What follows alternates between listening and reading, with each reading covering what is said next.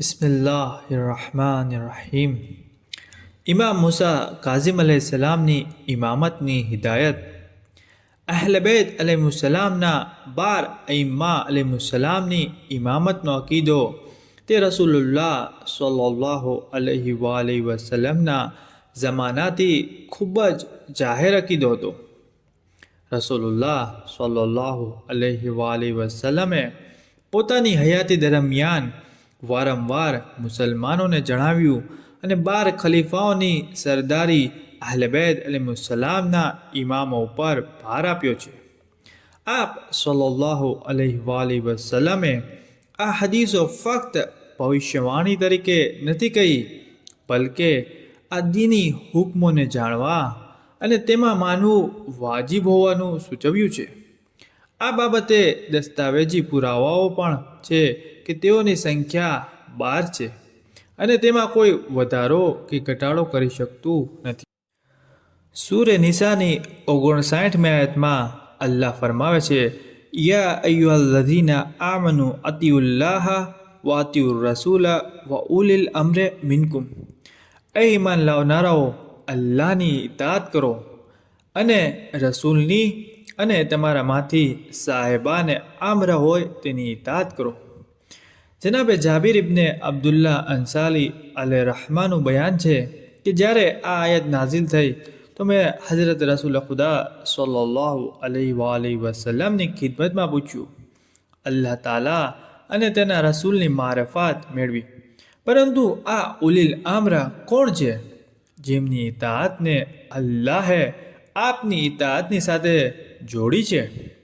આપ હઝરત સલ્લલ્લાહુ અલૈહિ વસલ્લમે ફરમાવ્યું, એ જાબીર, તેઓ મારા જાનશીન છે, મારા પછી મુસલમાનોના ઇમામ અને માર્ગદર્શક છે, જેમાં સૌપ્રથમ અલી બિન અબી તાલિબ અલૈહિસ્સલામ છે, તેમના પછી હસન અલૈહિસ્સલામ, તેમના પછી હુસૈન અલૈહિસ્સલામ, તેમના પછી અલી બિન હુસૈન અલૈહિસ્સલામ, તેમના પછી મુહમ્મદ બિન અલી અલૈહિસ્સલામ, જેમનું નામ તૌરેતમાં બાકીર છે.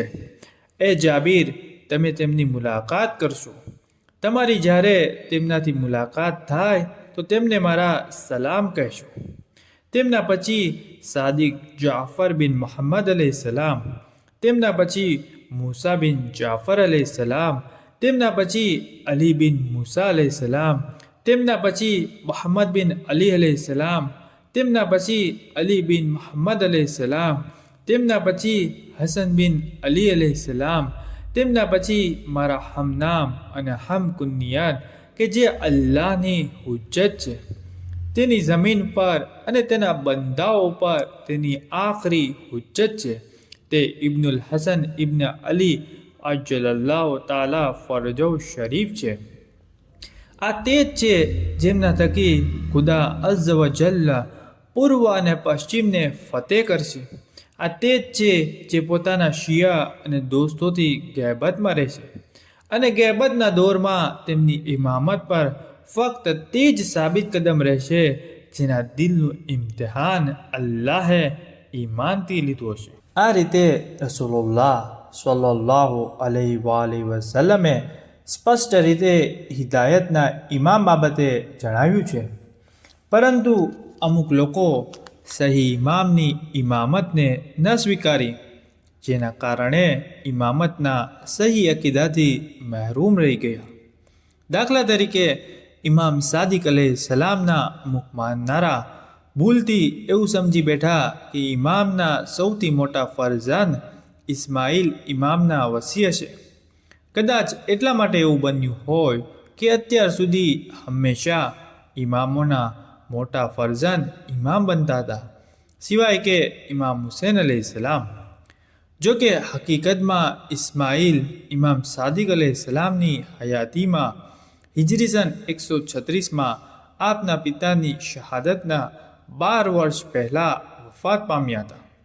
રિવાયત કરવામાં આવી છે કે જ્યારે ઇસ્માઇલનો જનાઝો મદીનામાં જન્નતુલ બકી તરફ લઈ જવામાં આવી રહ્યો હતો, ત્યારે ઇમામ સાદિક અલૈહિસ્સલામે પોતાના ફરઝંદ ઇસ્માઇલનો ચહેરો અમુક વખત ખોલ્યો જેથી લોકોને બતાવે કે તેઓ વફાત પામ્યા છે.